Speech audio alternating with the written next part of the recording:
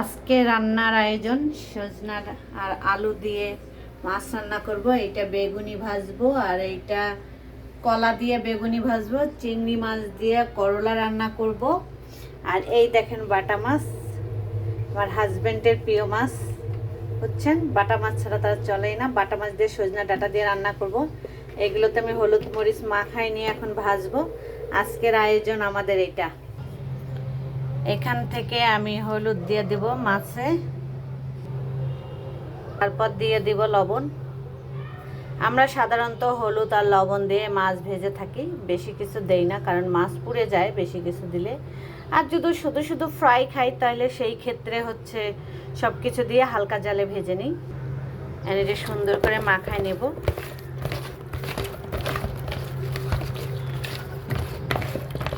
দেখেন আমার মাখানো শেষ। কড়াই বসাই দিয়েছি, তেল দিয়ে দিব। এই যে আগুন ধরাই দিয়েছি।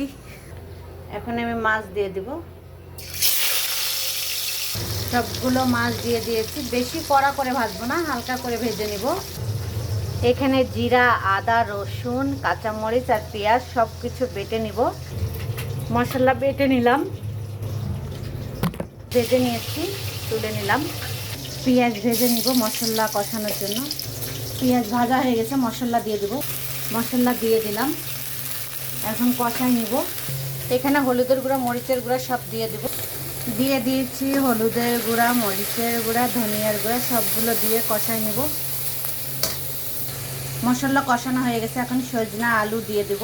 এই বছরের প্রথম সবজি সজনা দিয়ে দিলাম, এখন কষাই নেব সুন্দর করে। আর সজনার তরকারি সবসময় ঝোল পাতলা হয়, আর পাতলা ঝোলে খাওয়া ভালো। সজনা স্বাস্থ্যের জন্য উপকারী, অ্যান্টিবায়োটিকের কাজ করে সজনা। এখন দিয়ে দিব তরকারির স্বাদ, কারণ লবণ ছাড়া তরকারির কোনো স্বাদ হয় না। আপনি যত রকমের মশলা দেন না কেন, তরকারিতে স্বাদ নিয়ে আসে লবণ। আমার সজনা কষানো হয়ে গেছে, এখন আমি পানি দিয়ে দিব, ঝোলের পানি। এই যে এখানে ঝোলের পানি দিয়ে দিলাম পরিমাণ মতো। এই যে ঝোলে এটা বলক আসা পর্যন্ত অপেক্ষা করব, তারপর মাছ দিয়ে দেব।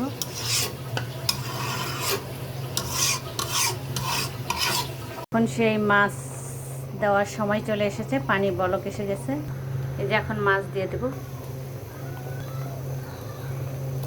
সব মাছ দিয়ে ঢেকে দিলাম। মাছ রান্না শেষ সজনা দিয়ে। এখন আমি নামাই নেব, এই জন্য ভাজা জিরা দিয়ে দিলাম। এখন একটু ভালো করে নেড়ে দিব সুন্দর করে। হয়ে গেল মাছ রান্না। রোজা থেকে রান্না করতেছি, জানি না লবণ কীরকম হইল, তারপর পরে দেখা যাবে। এই গামলাতে ঢেলে নিব। এই যে ঢেলে নিলাম, সুন্দর সজনা দিয়ে মাছ রান্না। আজকে বানাবো কাঁচা কলা দিয়ে